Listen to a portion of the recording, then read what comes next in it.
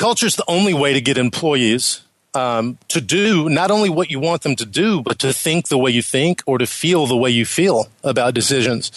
If you have a succinct and well-defined company structure, it'll drive every decision that you make, from high-level changes to policy, to a delivery person's choice to finish each client interaction with "How else may I help you?" You know, if you're at the top of mind and your culture drives every decision that you make, there's not a whole lot of questions about where decisions are going to fall as questions come about.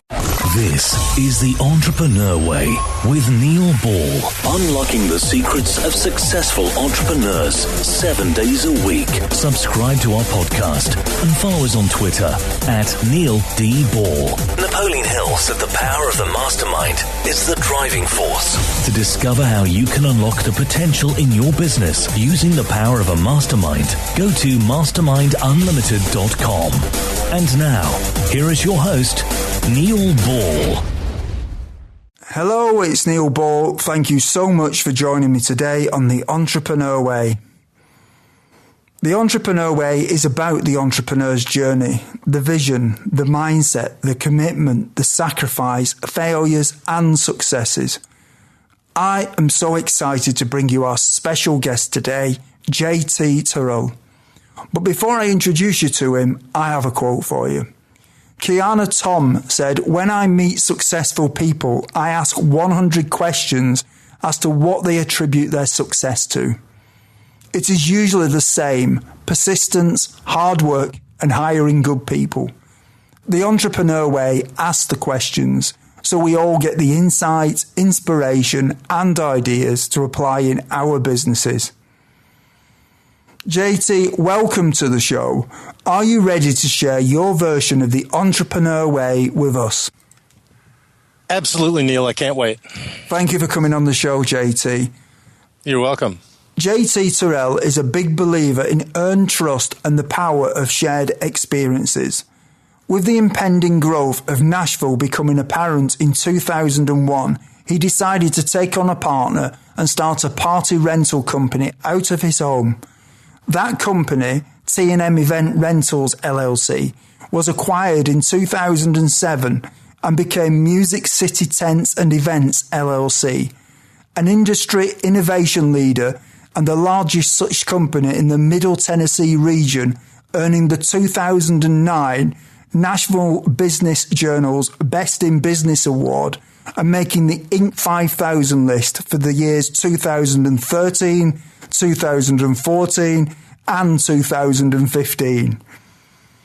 Specific to the special event industry, in 2013, JT and his MCT partners created a business advisory group of 10 non-competing local and regional US event companies to virtually meet monthly and share best practices and analyse financial data in the hope that the exponential experience in the room would yield best practices applicable across the industry. NDAs were signed monthly, CEO and founders calls began, and as a result, each of the member companies experienced increased efficiencies and profitability. JT, can you provide us with some more insight into your business and personal life to allow us to get to know more about what you do and who you are? Okay, yeah, I'd be glad to. For about 15 years, I've had a tent and event rental company here in Nashville, Tennessee, which I started out of my garage, and it's now the biggest of its kind in Tennessee. We do about $6 million a year, and it's going very well. Our growth is wonderful. We have a wonderful team. We have a wonderful company culture, which we've painstakingly worked hard to make happen, and now it's a really good example for other companies of our size and even for a greater size of how to take core values of a business and distill them down to a process by which you make decisions for your business. So that's kind of become my part of the business, is just strategizing and creating the company culture. And out of that, we've actually started a new business called Bag 360, where we put together different businesses in the same industry who obviously are not competing with each other into forums where they can meet monthly, have experience share, create best practices, and basically just lean on each other because, as we know, being an entrepreneur can be a lonely existence at times. JT, you talked about core values there. How do you define your core values? Is that something you do yourself or do you do it with other people? What happens? Initially, we did it with ourselves. We sat down and I have two business partners in the tent and event business. And we sat down and we looked at each other and decided what was important for our business, how we wanted to operate, how we wanted our employees to operate. And we distilled it down to four critical things. The core values for our tent company are, number one, cool people.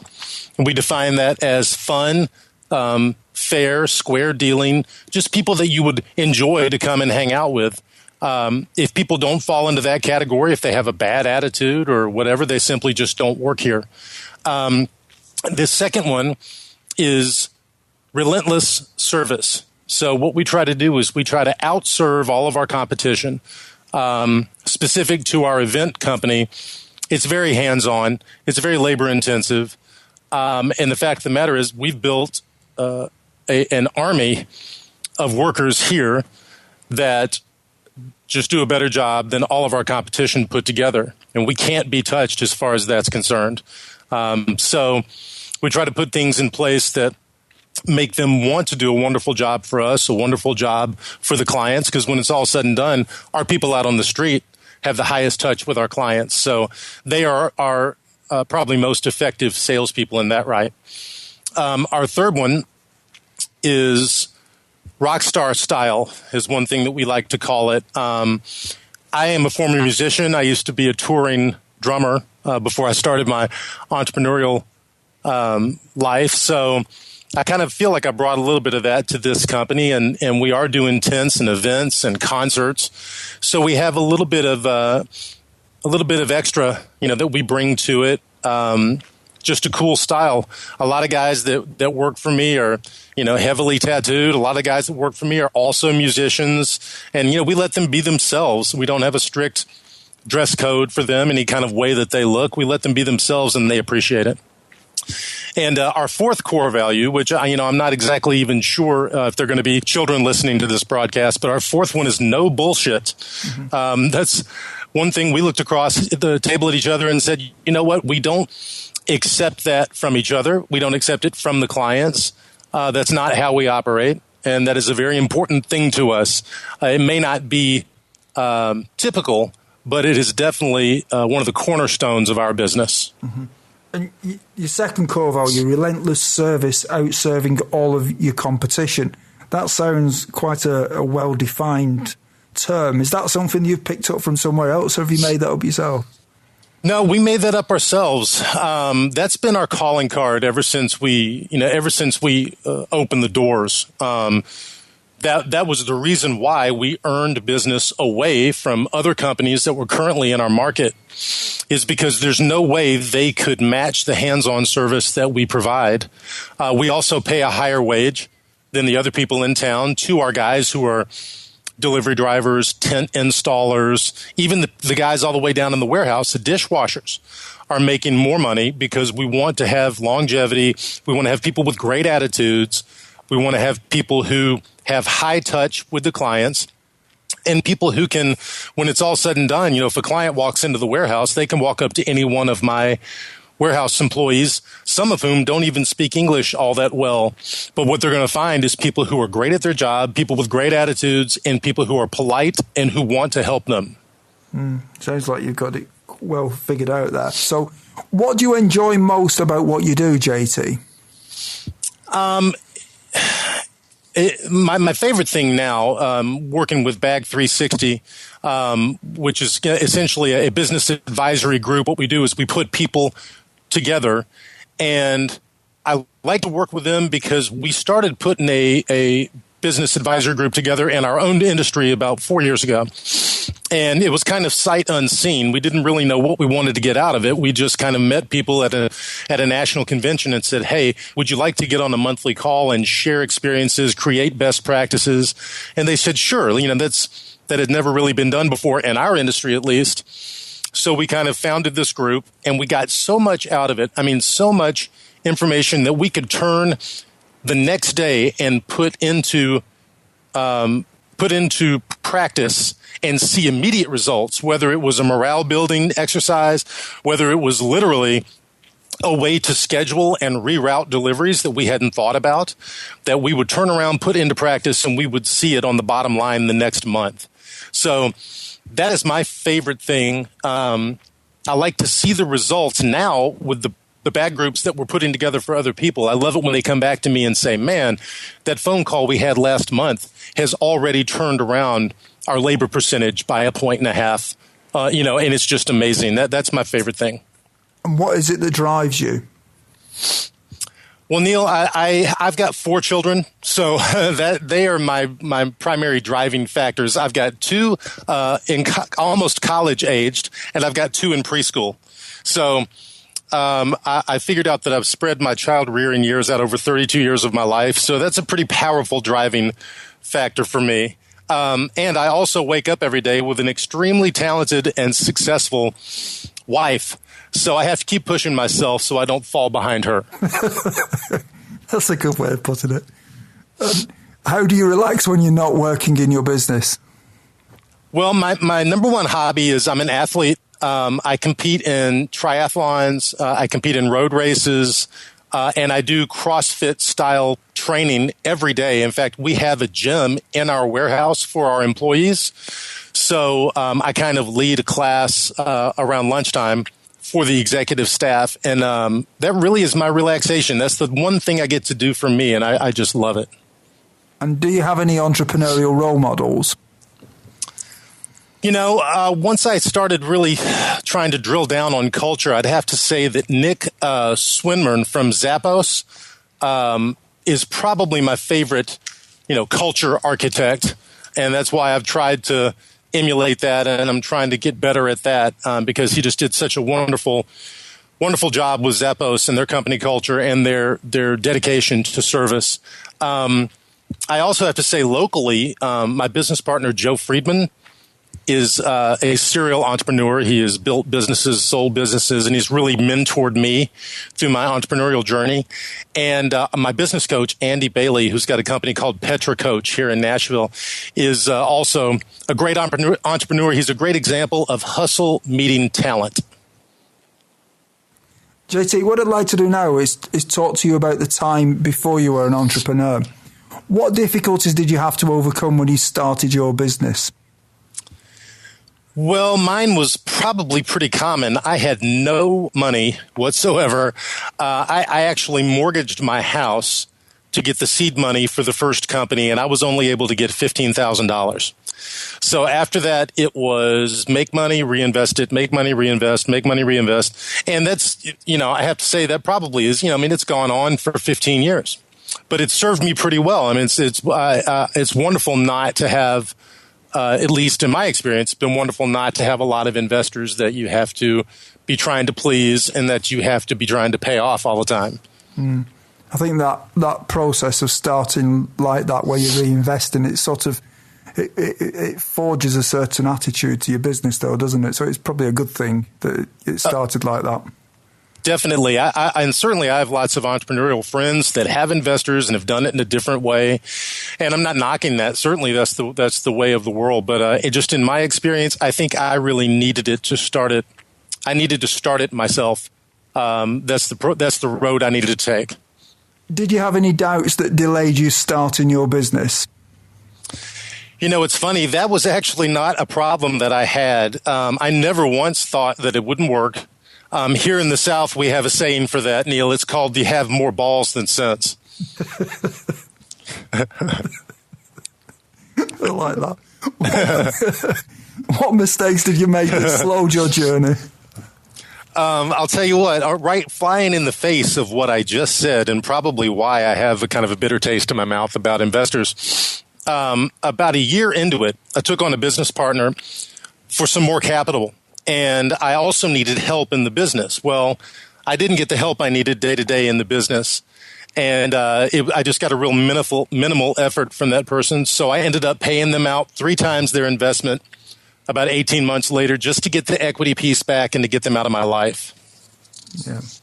It's quite difficult sometimes when you work with somebody else, isn't it? Because if you're not careful, you don't define things properly before you go into that kind of situation, you can end up like you ended up. You're right. And it was, I have to say, I can own that. It was probably my fault for not laying out what I expected, on the front end. And if I had laid that out, maybe they would have chosen not to make the investment. So I learned a good lesson on that. Yeah. What are some of the things that you did before you started your business that'd be helpful tips to some of the listeners who haven't yet taken the first step on the entrepreneur way? Well, as far as the event industry in Nashville is concerned, before I went out on my own, I had established myself as the most reliable, helpful, service-oriented person in town. I told you I was a touring drummer, but when I wasn't on the road, I made deliveries for a company a lot like the one that I have now. And I was just a very reliable person, and I tried to be knowledgeable, and I was polite. I always went out of my way to give 100%. So I knew that once I started my own company, the clients who'd been relying on me as an employee of the other firm would gladly switch over to my little startup, provided I could handle their business. My relationships were second to none at that point. And as far as the business advisory group's company is concerned, we established one in our own industry. And over the years, we got our processes down to a science. So now expanding on that model is paint by numbers. The trust factor is key, but there's that word again, relationships. So in my experience, my only way to go out and be successful is to draw on relationships that I've already established. Mm-hmm. You seem to have an underlying philosophy about business here of relationships and over-delivering in value and things like that. So where's that come from? I think it just comes from years of leadership. Honestly, my dad was an officer in the United States Marine Corps. So I got a lot, while I never served in the military, I got a lot of good firsthand lessons on how to lead people. And that naturally came to me. And as I was coming up through school, and whether I was involved in athletics or band or whatever, I always found myself in a leadership role. And I always found out that it was much easier and better to lead people who respected you and who wanted to emulate you and wanted to please you than it was to try and browbeat people into submission. I could just see that never worked. So, going into business, I always wanted to be a good leader to the people working under me, and I always wanted to, be an attractive addition to the people who might need my services or might need my help. What I'd like to do now, JT, is talk about the entrepreneurial journey a little bit more. Do you think culture is important from the beginning in a business? I do. I didn't know anything about it when I first started my business, but once I got wise to it, it's just about all I would think about. Culture is the only way to get employees to do not only what you want them to do, but to think the way you think or to feel the way you feel about decisions. If you have a succinct and well-defined company structure, it'll drive every decision that you make, from high-level changes to policy, to a delivery person's choice to finish each client interaction with "How else may I help you?" If you're at the top of mind and your culture drives every decision that you make, there's not a whole lot of questions about where decisions are going to fall as questions come about. So you've got core values and you've got your views on culture. Do the core values that you have, are they core values that you share with the people that work for you? Oh, certainly, yes. In my warehouse, they're written up on the wall, including no bullshit. It is written in 3x4 letters across the top of our 120,000 square foot warehouse. That's what we want people to know. Certainly it's a little bit, certainly it's inappropriate. I think I'm the only person on LinkedIn that has bullshit actually in their title. But, if that sets me apart, then great. I have to amend that. I think I actually changed that about a year ago. But for 5 years, I'm pretty sure I was the only person with that word in their profile. So how do you find your employees use your core values on a day-to-day basis in terms of creating the culture that you want to have? Well, it's wonderful. They actually they call each other out. I mean, when people come in to get hired, we use those 4 core values as part of the hiring process. We'll sit down with somebody sight unseen and say, listen, these are our core values. These mean everything to us. Number one, are you a cool person? I want to know what their answer is. What cool person doesn't necessarily mean what society would have you make you feel like it means. All we mean is somebody who's fun to be around, somebody who's fun to work with, fun to hang out with. If you can't have fun with the people that you're working next to every day, I mean, it's going to be a miserable experience. And we don't want that to happen. Mm-hmm. So our employees will call each other out, especially on the no bullshit side of things. If somebody doesn't put something back in the warehouse where it goes, there's a reason why it goes there. It saves money if everybody knows it's in its place. If somebody does not put it back, man, they'll have people just call them out entirely. And, that 4 core, the number 4 core reason is the reason. They will call them out and they'll say, hey, that's bullshit. That's not the way we do it. We do things for a reason, put it back, put it in the right place. And then we've definitely had people who've been written up. We've had people who have been let go entirely because they didn't adhere to one of our 4 core values. So you're looking for cool people, and when you interview them, when you get to question 4, if that doesn't bring a smile to the face, then they're not hired. Well, yeah, or if they're not honest about it, I mean, believe me, what's funny? One thing that we've done is, we test our employees on the 4 core values. We'll just roll up to them and quiz them. And we have a lot of, we primarily business to business clients in Nashville, but we have some very nice older ladies in their nice little houses in Belmead, Tennessee. And we send our delivery guys out to them. And if it's someone new, I will call ahead and I'll say, hey, Mrs. Anderson, hey, when this, your driver's coming, he's brand new. When he gets there, ask him what the 4 core values are. And if he actually says the word bullshit to this nice old lady, I give him a $50 bonus. Because the ladies are so funny and they get a big kick out of it. And everybody's good sports about it. And everybody knows what the meaning behind it is. So we've gotten a lot of good fun out of it, but it's been a really good tool and it's been a really good measure of how we're doing as a business. So you tell people, so when you're interviewing people, you tell people about these core values, or do you try to work out if they've got the core values without telling them what they are? How do you do that? Because if you turn around to someone in an interview and you say, do you agree with this? Then they're going to say yes, aren't they? Because they want the job, or they probably are. Most people. Well, what we do is we pose it in the form of a question, especially about, relentless service. I'll ask somebody, hey, you're obviously, you've heard about us. You're trying to come to work here. You know that we give relentless service. Can you tell me about a time when you delivered relentless service in a different job, or even at home to your wife or for your kids or whatever? It doesn't have to have to do with your work history. In fact, I like it better when the examples come from a personal interaction or from a family interaction, because that means more to me, at least. That's a good way of getting an answer on that. Knowing what you know now, is there anything that if you'd known it when you started out would have helped you to shortcut the learning curve? Certainly. The first 6 years of being in business, I was basically flying blind. Yeah, I didn't have a plan. If I had it all to do over again, I'd start the first day with a one-page plan, including revenue and expense projections for 1 year, 3 year, 5 year, definitely culture, a complete picture of what I want to happen. So then I could make daily decisions to kind of fill in the blanks and work backwards, which is what we do now. But for I didn't understand that for the first 5-6 years of business, and it made things much more difficult. Yeah. And how much does gut feeling influence your decisions in your business? I have to say, like I said, for the first 5 years, it was probably 90%. which was not a very wise way to do business. But I was learning as I went, I guess, at the time. Now it is less than 10%, probably.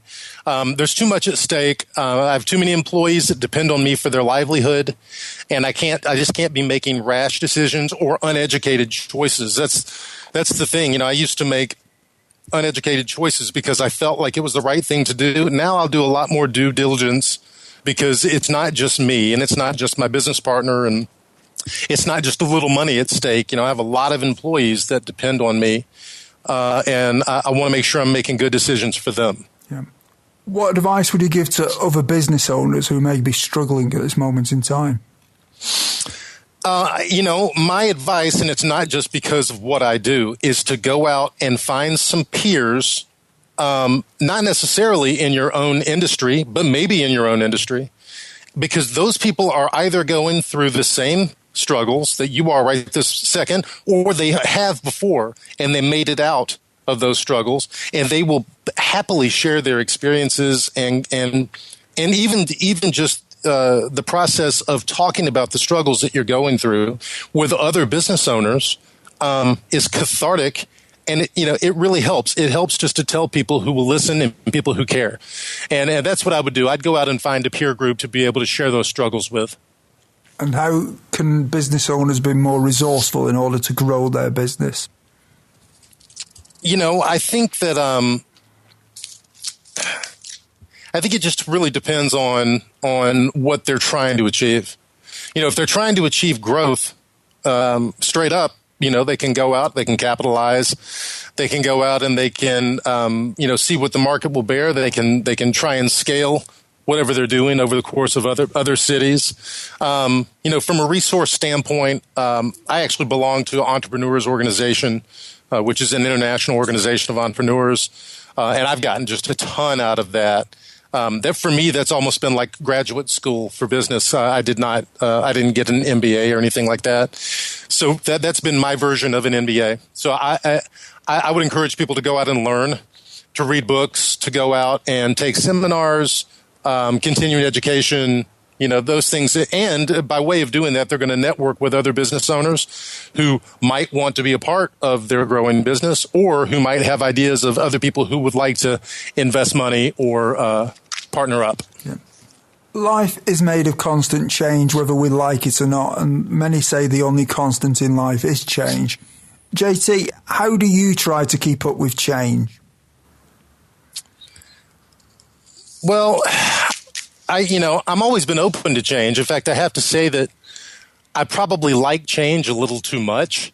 There have been times when people are saying, "Hey, man, why don't you business is going good," or why are you always trying to rock the boat? Or you're trying to grow, or you're trying to have different initiatives. I really enjoy change. I feel like, at least in our business, if you're not growing, if you're not changing, then you're dying. So I like to look for other opportunities. I like to push myself. I like to go out and look for new ideas of things that have never been done before, which is increasingly difficult in this day and age. But if I find something that hasn't been done before, I'll take a good hard look at it and see if maybe I can do it. Mm-hmm. So when you look for things that haven't been done before, where do you look? Do you look in other industries, or what is it? What do you look? Not necessarily. I've been looking inside of the event industry because that's what I know. The business advisory group, Bag 360, that we're doing is something that it has been done before inside of various industries, but as far as I know, it's never been done as a service for all industries. So that was one thing, when we got really knee deep in that, and I really looked into it, and I was very interested in it. I thought, how can we create an opportunity for everyone to be able to have access to experts in their industry and to be able to knowledge share with those people rather than just read a book that person wrote. Yeah. What is your favorite book on entrepreneurialism, business, personal development, leadership, or motivation? And can you tell us why you've chosen it?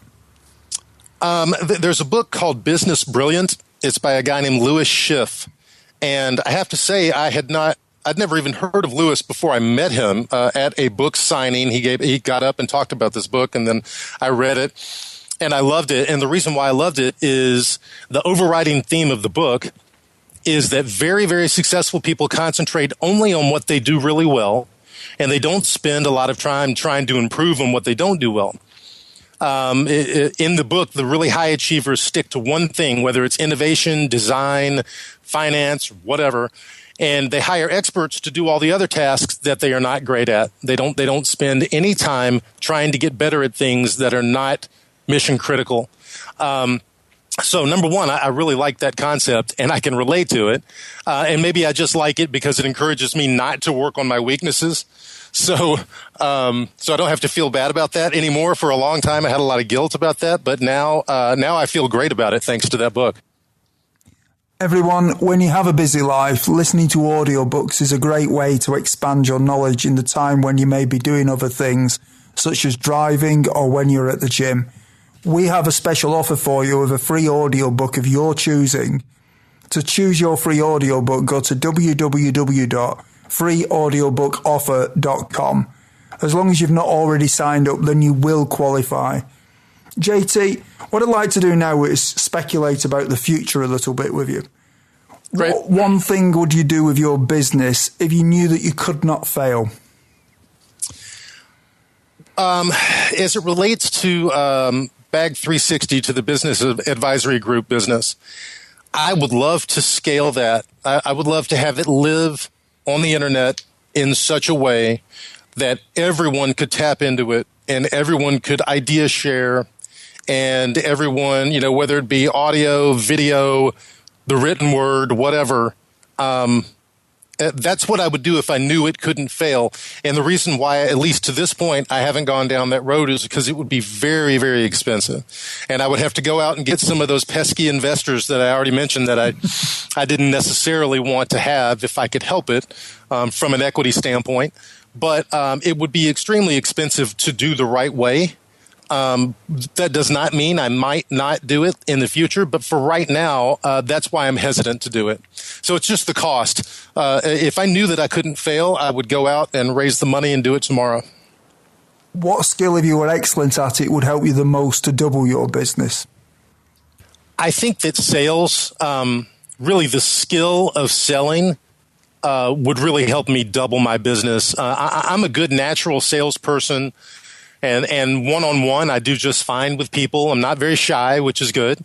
But, I mentioned my wife earlier. She's the vice president of sales for a $500 million company. And she's built multiple sales forces over various industries for 20 years. So I know that there's a big difference in between what I am and what she does.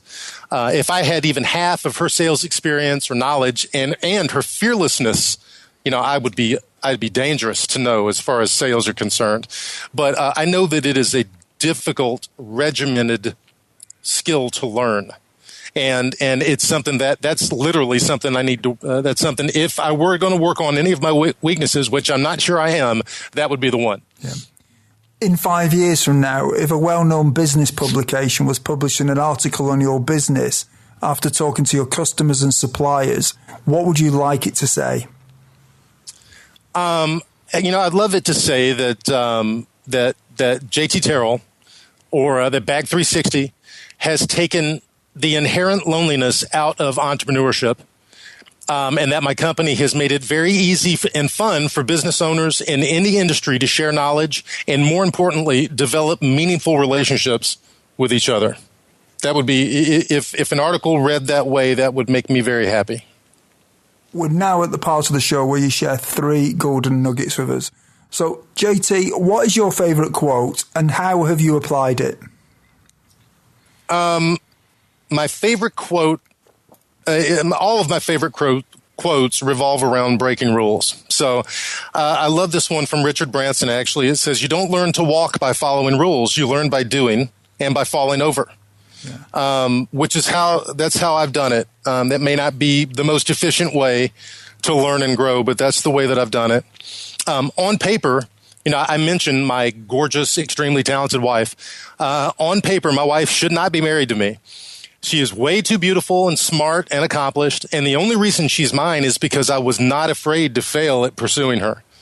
And I did fail miserably for about the first 6 months. And then I just kept going because once again, I got to go back to my old Southern saying, I have more balls than sense, Neil. Maybe you're a better salesman than you thought you were. Well, that may be part of it too. Do you have any favorite online resources that you can share with us? I do. When it comes to business, sharing and stuff like that. Like I said, I'm a proud member of Entrepreneurs Organization. So I visit their blogs and their website, Octane magazine and things like that. But if I just want to get out of my own head, there's actually there's a website called storycorps.org. And it's based out of Washington, D.C. And it's a really, really cool thing where people just interview each other. People interview their dad, or they'll interview a perfect stranger, usually condensed down to a 3 or 4 minute interview bites. And just something about listening to that is really thought provoking, and it makes me I think about things in a different way.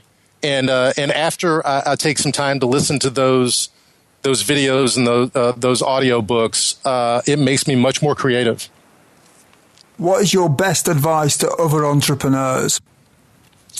This is something that I told my dad, who, I told you he still is, but it was a military man and a wonderful rule follower. And I told my dad when I went into business for myself, I said, Dad, rules were put in place by all the normal people, and I am going to break every one of them.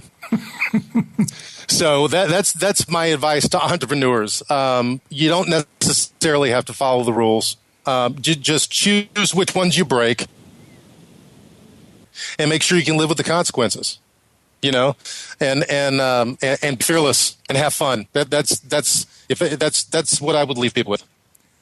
Everyone, if you didn't manage to get a note of JT's favourite resource or his favourite book, you can find the links on JT's show notes page. Just go to theentrepreneurway.com and search for JT or JT Terrell in the search box. JT, is there anything else that you'd like to add about your business? No, Neil, not necessarily, man. I appreciate the chance to be able to speak with you and to talk to your listeners. And I would just encourage everybody, if you're not part of some kind of an entrepreneur's peer group, whether it's industry specific or, just general entrepreneurship in your area, go meet those people and forge relationships with them. And you will get so much out of it that you'll find yourself giving more of yourself to it every day. JT, it really has been awesome just hearing you share some of your business concepts and your ideas and your philosophies about being an entrepreneur. And it really has been great listening to that, and I've thoroughly enjoyed it. So thank you very much for coming on the show. Thank you, Neil. I really appreciate it. You're welcome. Thank you. Okay, bye. Thank you for listening to The Entrepreneur Way. Subscribe to our podcast and follow us on Twitter @Neil D. Ball.